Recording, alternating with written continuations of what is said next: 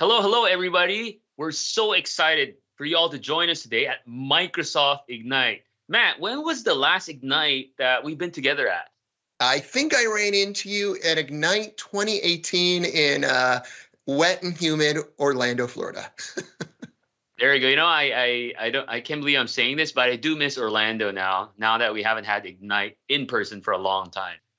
But with that, thank you everybody for joining us for this presentation called How to Secure Your Collaboration in 5 Steps. So Matt, why don't you say hi and introduce yourself? Well, hey everyone, my name is Matt Berg. I've known Dux for ages, big fan of AvePoint. I've been at Microsoft for a cumulative 19 years. I currently lead our modern work strategy for our small, midsize, and corporate accounts worldwide. It's great to see you all. Thank you, Matt. And my name is Dux Raymond Sy. I serve as Chief Brand Officer at AvePoint. I'm also grateful to be a Microsoft Regional Director and MVP all this time. And, once upon a time, I met Matt more than 10 years ago, so that won't reveal our age. So for this presentation, here's what we're going to tackle, friends. So we're going to talk about the 5 steps on securing your collaboration, starting with how you do more with less and the value of driving sustainable adoption, making sure your technology's well used within your organization. Then we're going to talk about data protection and why that's critical, especially in this day and age.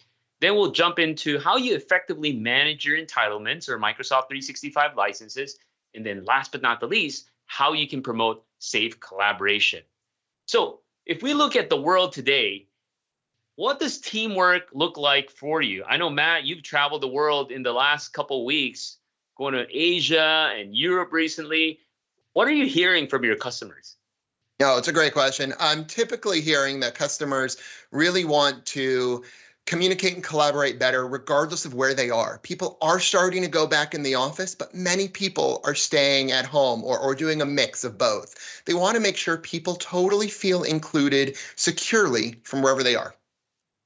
Absolutely. And I think we're past that point where when the pandemic started 2-3 years ago, everybody was jumping on the cloud, figuring out what technology to use, but we passed that. Now we have these investments, we have these technologies, we want to maximize it, but how do we figure out the best approach to hybrid work? So I've talked to customers just like you where we have all these wonderful technologies, but the challenge now is it's a hodgepodge of stuff all over the place. Cost is one thing, but more importantly, security is top of mind. And one of the key areas that you and I talk to customers a lot about is really the first step is how do we do more with less? So Matt, maybe you can share your perspective on this, especially with all the investments that customers have with Microsoft. I think it's important, Doug, that we are really aware of what our customers are asking us for right now. Many customers, more in some parts of the world than others, are experiencing these macroeconomic changes and conditions. There is uncertainty in parts of the world. And so making sure that our customers are able to do more with the investments they already have is key. So typically our customers these days are saying really 3 key things. They're telling us they want to eliminate redundant solutions. I know a lot of people went on a cloud buying spree at the beginning of the pandemic. They just grabbed whatever they could, using some consumer licenses if they had to. Security was not the top of mind. But now IT leadership is starting to say, you know what? We have 2 or 3 things that are good for file sharing and 2 things good for meetings. Maybe it's time to save costs and reduce those redundant solutions. The second thing IT leadership is telling us is that they want to simplify IT management. They've invested in multiple security and management and compliance tools over the years, and they're recognizing that it might be better to just have a couple or one to make things simple. So, they don't risk overlocking things down, because when you do that, as you know, end users will find a way to get around the system. And then lastly, a priority our customers are telling us is that they want to protect their digital workers. This is what we were just talking about. They want to make sure people can work from anywhere, but not have to worry about security breaches and attacks if someone is working remotely. So how do we identify the right tools, maybe we already have them, to ensure that our workers are in fact enabled to work securely? And you bring up a fantastic point, Matt. Certainly, there's a lot of uncertainty, and cost control and cost savings is top of mind. But in addition to that, even if cost wasn't an issue and you have a lot of these different technologies, the challenge of managing it, because it's going to be so complex. I was speaking with a customer where originally they're thinking, oh, the cloud, it's no different than on premises. We have a exchange team, we have a collaboration team, we have a security team, and status quo. We figured it out before, so we should be able to figure it out today. Right. But it's much more complex than that, especially with the needs of our modern hybrid worker. Like you said, working where they are, regardless of where they are, regardless of what technology they have, there's so much complexity. And being able to reduce this complexity is critical to ensuring security when people collaborate and communicate. Exactly. I mean, that's this, getting this complexity down is key. We don't have infinite people in IT to run all these different solutions. We often will spend time in focus groups learning from our customers on what is most important to them. Some of you listening today may have been invited to one of these engagements in the past. But one of the reasons, one of the things that we were able to take away is a list of reasons customers consolidate. So you see them here on the screen. Operational efficiencies and cost efficiencies. No surprise there. Oftentimes, it's all about the strategic partnership with vendors. But the box on the right, I think, is critical. 74% of Microsoft 365 customers noted workers enjoy an improved end user experience as a result of cutting redundant solutions. I've experienced this at other places, having to log into multiple systems, downloading files onto my desktop, re-uploading them to another cloud because that's just what we use, was something I got used to but never liked. I can only imagine what that's like for our customers everywhere else. So how do we reduce the complexity, make it more enjoyable for employees and end users across the world, whether they're working from home or working in the office, and reduce that extra stress on security and IT leadership? Definitely. You talk about efficiency, right? So the next time when I ask Matt, where's that TPS report, Matt? He's not going to go, is it in my personal computer or in some cloud? Oh, no, it's in my thumb drive. Here you go. For those of you playing 90s movie reference bingo, Dux did just hit an Office Space reference. There you go. Yeah. So with that, we have some more resources for you. Just a quick showing of this. We have a whole ebook on how you consolidate your cloud services and fully leverage 365. There's a QR code. You can take a picture. You can download that for free. All right, so that's step one. To secure collaboration, you got to do more with less and maximize your investment today in 365. The second step to secure your collaboration is you got to drive sustainable adoption. Now, what do we mean by this, right? So let me share this story. I think Matt has heard this, since we've known each other for a long time. But for a lot of you, especially if you have children, so my son, he's turning 17, my daughter's 12. When my son was about 6, he was so excited because I was going to take him to play bowling for the first time. So as any good father, I opened up YouTube and showed him how bowling works. So he kind of got it, took him to the bowling alley. But I decided that I want the guardrails up for his first game. Why did I do that, Matt? I'm sure you did something similar with your kids. Yeah. Oh, you're quizzing me why you did that. Why did I put the guardrails up? I showed him YouTube videos. Because we want them to feel good about themselves really early on and build some self-esteem. Exactly. Well, that's 100% because I want him to be successful, right? I did show him YouTube videos, but I don't expect him to, but just by watching YouTube videos, ace playing bowling. Now, just like any other kid, after a couple rounds, he's like, oh, I'm a big boy now, Daddy. Put the guardrails down, which I did. And what happened? It went to the gutter. And in one instance, it even hit the other person the other lane. Fortunately, nobody got hurt. Really bad. So what's my point? A lot of us here, when we roll out Microsoft 365, especially as IT, we expect people to just figure it out. Go watch videos. Read this manual and make sure you do this, don't do that. We give them all these rules, right? And in the end, what happens? It's too much. I'm just going to use email. And then maybe one person uses something else. And if that happens, you want to secure your collaboration, adoption's not consistent and it's not sustainable. And that's been a big challenge for a lot of organizations. And I'm sure you get this a lot, even 10 years ago, even more so today with all these wonderful technologies that 365 comes with. And here's a quick guidance I would offer to organizations. And I would love to hear your thoughts as well on this, Matt, especially coming back from Europe recently. Oftentimes when I speak with customers, sure, 365's there. You can use email, you can use Teams for calling, but really take it to the next level to drive sustainable adoption. Think about what are their day-to-day business use cases. And you just put it on a piece of paper, for example, say, okay, Department A, that's accounting or finance. Because the nature of the work they do, we're not going to allow external sharing. It expires in 6 months if that workspace not being used, etc.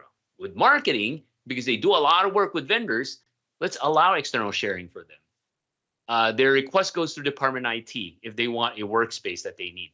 So point being is to drive sustainable adoption so everybody can collaborate securely, figure out what those business needs are and what policies are needed.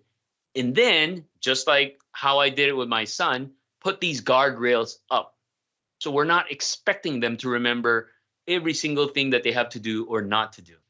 What are your thoughts on that, Matt? This is so much better in one slide than when I originally saw a customer, a CISO, trying to figure this out on a whiteboard in their office down in Los Angeles, trying to explain to us why they can't go to the cloud. And it was something like this. It was way more departments than what you have here, and all these different rules and policies on how these documents lived. And of course, at the end of the whiteboarding session, I said, so does this happen today with you not being in the cloud? And he says, of course not. We got people uploading to all these clouds. And if we block it on the network, they use a hotspot and they're getting it through their phone because they need to share with external vendors. And we have locked it down too much. So seeing a slide like this years ago when I met with this one particular customer probably would have saved them some time. And if they knew this was possible in the cloud, they'd be jumping for joy. You know, the reason why I had to put this slide together was actually 6 months ago. I was speaking with a CIO of a bank who actually went through 365. He called me up. He said, "Hey, Dux, how do I turn off external sharing?" I go, "Cut off your internet." He's like, "Is that a joke?" I go, No. You want to prevent external sharing? Cut off your internet. He's like, no, that's not what I'm talking about. Like, people are sharing stuff on OneDrive and SharePoint. I go, people's been sharing stuff on email. Hey, at least he knows about it, right? When you share in OneDrive and SharePoint, there's data, there's tracking to see where it's going. When they're sharing outside, it's on those thumb drives. Hopefully not. That's where it gets really crazy. Absolutely. And the good news is, the cloud, especially Microsoft 365, has capabilities so that you can shape your collaboration environment to support your needs, such as what we have on screen. And to take it further, right? So for example, if you want people to efficiently and securely collaborate, think about standardizing, in this example, like Teams. So let's say you're doing project management. You can certainly have a template for project management so that every project that comes up, they spin off this team for project management, which has standardized channels and tabs and document. But beyond that, beyond the channels and the workspace, standardize the policies as well. So just like what you're seeing here, no external sharing, expiration 6 months after last it was accessed, because the last thing you want is you have this sprawl problem. Matt knows about sprawl back in the days of SharePoint, but these days it's no different. But the key here, as an organization, every organization is different. What are your policies around that? So make sure you implement all this. And if you're wondering, how do you do all this? There's tons of different ways. I mean, out of the box with E3 and E5 licenses, you can set these things up. If you have Azure ADP 1, you can also turn on things like default expiration. So there's a lot of different options for you to drive sustainable adoption by essentially automating a lot of the governance policies that you want to employ. And I said the G word. No, at the end of the day, when I'm a project manager, the last thing I want to do is worry about compliance. If I just click set up a new team and all the compliance is already there and I'm ready to go, that's saving me time. It's reducing my stress level, reducing that anxiety. So here's a quick example. I quickly recorded a demo video here. So in this demo, we're seeing through an app called My Hub. It's a Teams app. You can download it, go to the Teams store, and you can configure it in a way that where an individual may be requesting for a workspace, but instead of create a team or create a SharePoint site, they go through a very natural flow where it's asking, hey, what kind of workspace do you need? Do you need a chat in your workspace? Do you not need a chat in your workspace? So if you do it this way, I don't even have to think, do I need a Teams workspace or just a SharePoint site or a Yammer community? And based on this guided questioning, guess what? Behind the scenes, the policies are being enforced. It so happened the person requesting this may be working for accounting. That's why automatically policy around sensitivity is implemented. External sharing is not allowed. So if you organize it in a way where you have these guardrails in place, guess what? The ability to adopt is much higher. And on the other end of the spectrum, you have these guardrails and protection in place just to make sure that bowling ball doesn't get on the gutter or hit another person. So that's how we think about the second step in driving secure collaboration, and make sure you have sustainable adoption in place. You make it easy for people to do the right thing by automating a lot of the governance and compliance policies. Step 3, to make sure you collaborate securely, you ensure data protection. So Matt, when we talk about data protection, what comes to mind? Oh, what comes to mind is when Microsoft years ago on Windows Server rolled out the very first version of data protection, and we were told to use it, and this is probably 2005, 6-ish, where the amount of time it took to go back to the server to verify that I had permissions to lock things down for do not forward, do not reply to all was so painful that I never used it. That's what came to my mind. I don't know if that's what you were expecting. That actually also includes, I mean, I'm sure back in those days, everything was on-prem still, right? That's what I'm saying. Literally, it was so slow that I didn't use it, right? Because I had the option. I think about data protection in a similar vein where you get audited, for example, by some, I don't know, government body or some agency. Hey, I want to look at that financial report that Matt put together 8 years ago. What do we typically do? We call IT, hey, can you pull the tape back up? The tapes. And then we get the data. Now, the cloud obviously is different. There's a lot of great capabilities that the cloud provides to make sure that the data is archived and saved. But there are things that we just can't prevent from losing data. So, for example, I delete email all day long because I'm from the school of getting things done. If I don't need it, I delete it. Right? That's outside of IT's control.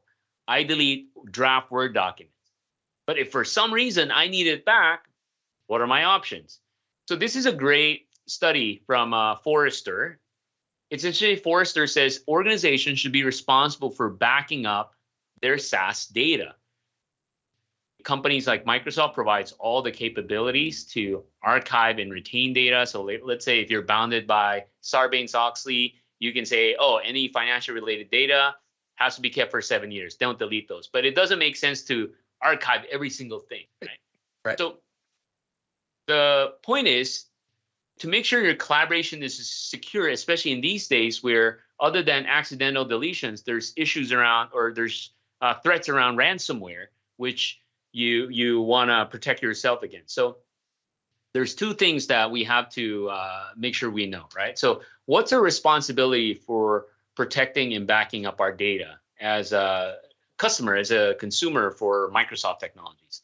So Microsoft has a certain level of protection that they offer. For example, loss of service due to hardware infrastructure failure, or loss of service due to natural disaster. So Microsoft guarantees those SLA.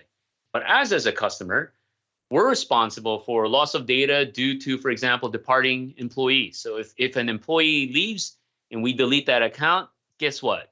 Unless we have mechanisms in place, everything else goes away too.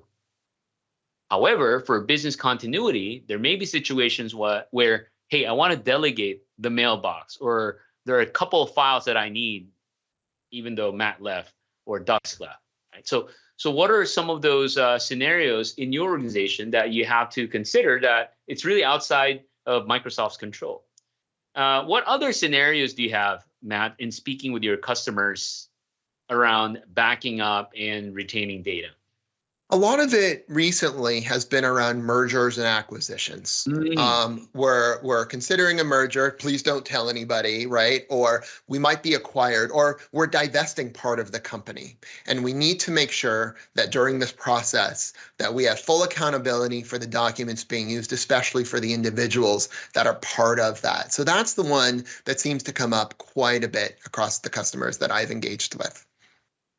Absolutely, and especially these days as the cloud is being adopted more data is being produced and created and deleted. So this is one of the key aspects of securing your collaboration is ensuring your data is protected. So what are your options? Certainly you can do it yourself, no question. You can set up a way where you back up your data to your on-prem environment or some other storage, or you can use turnkey solutions out there. There's tons of backup solutions out there, one of which is our cloud backup technology that you can take advantage of. And again, similar to the first ebook I shared, we have another ebook around the how and the why to back up your Office 365 tenant. So make sure you check that out. It's a very detailed guide on how to do it. Okay, step 4. So we talked about the 3 steps to collaborate securely.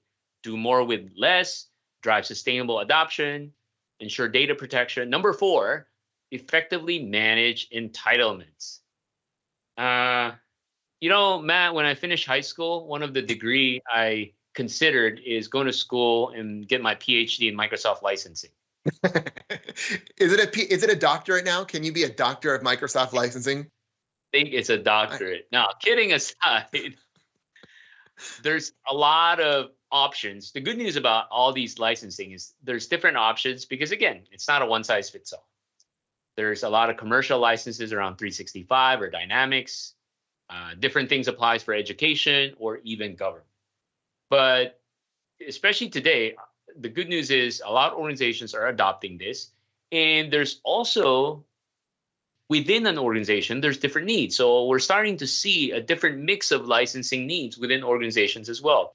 What's the biggest customer you've talked to recently using the cloud, Matt? I've talked to some customers who have tens of thousands of employees, but honestly, Dux, I think they're equally as important as my customers who have 300 employees because they actually have the same questions. They go, Matt, this might be expensive, this one particular product. Do I need this for everybody? And I don't want customers to have to ask that question. I want them to sit down, have a good understanding. I want our team to listen and better understand what's needed because I know we have a lot of letters and numbers when it comes to these licenses, but we do this because this is what our customers ask for. The box you have up front, F3, that's an example of our frontline worker licensing, right? When a user who works in a veterinarian hospital who doesn't sit in front of a computer more than 10, 15 minutes a day doesn't need all of these full-blown Microsoft 365 licenses. So it's all as a result of what our customers are asking for. And I don't think the size of a customer matters that much, but man, it's still a lot of work to keep track of these. No, that's a very good point. I do have a friend who has a smaller organization, 50 people, but seasonal because their business is retail and seasonal during big holidays. Then he hires a lot of other people, which he would need temporary license for. So point being is to collaborate securely, certainly it's important for you to keep track of all the entitlements or licenses you have, especially if you have these type of seasonal workers or you have different kinds of employees in your organization. And the question becomes is how do you effectively do this? How do you allocate not only the cost and the usage, who's using what technology? From a collaboration security side, there may be licenses that people may not need, and there may be capabilities that they may not need as well. And this also goes to access. So think about how you manage these things. And there's a lot of different areas in 365 that you could do this. First and foremost, obviously, you can go to 365 Admin Center to look at all the licensing and entitlements you have. There's another way to also look at all the users you have too. Certainly for different workloads that you use, Azure or Dynamics, you can go to those different clouds to look up the licensing and also look up the users as well. Now, if you want a one-stop shop, a single view for all your licensing across all the clouds, that's also possible.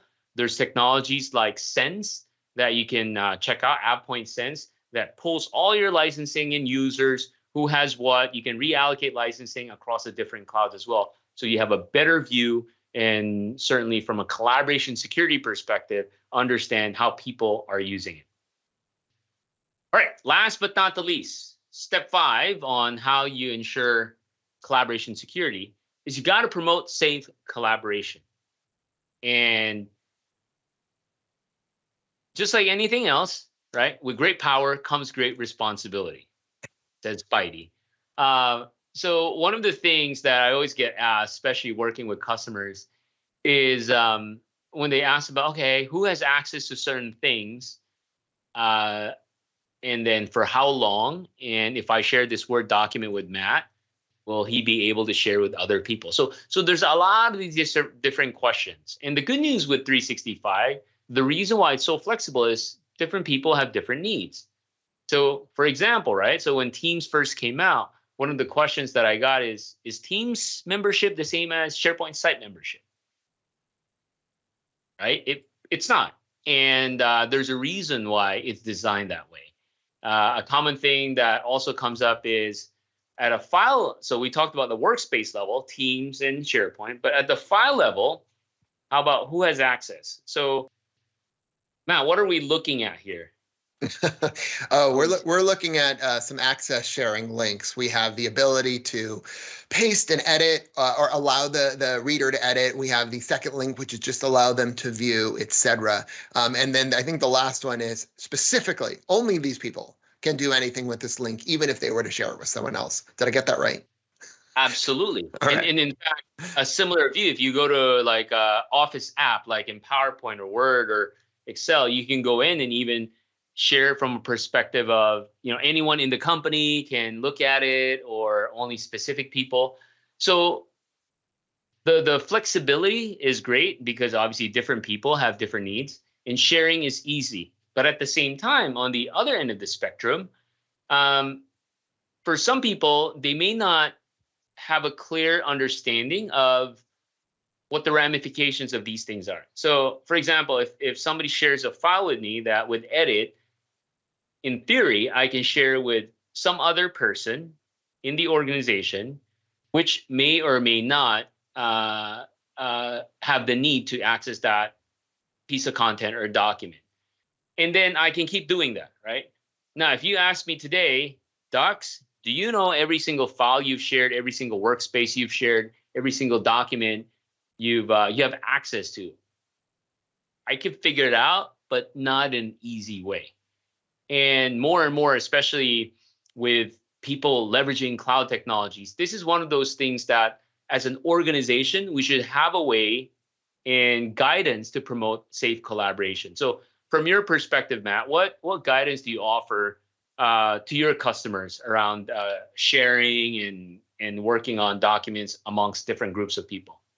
It's awareness. It's literally discussing a slide like this and to make sure people understand what those 4 links mean.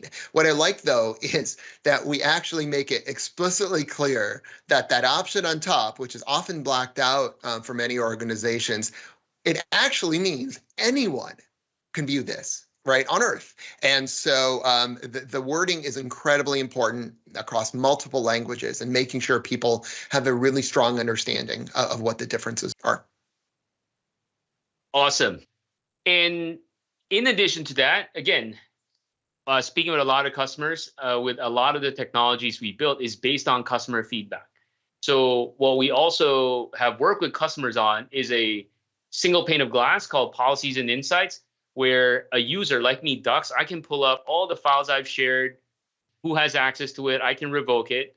Or at an organization level, you can even put automated policies. We can say like, oh, okay, if anybody in the company is trying to share financial data, we're not going to allow it for external users, period.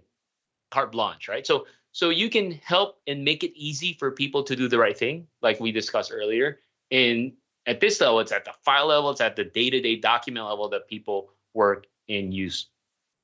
So that being said, boy, that went by so fast, right, Matt?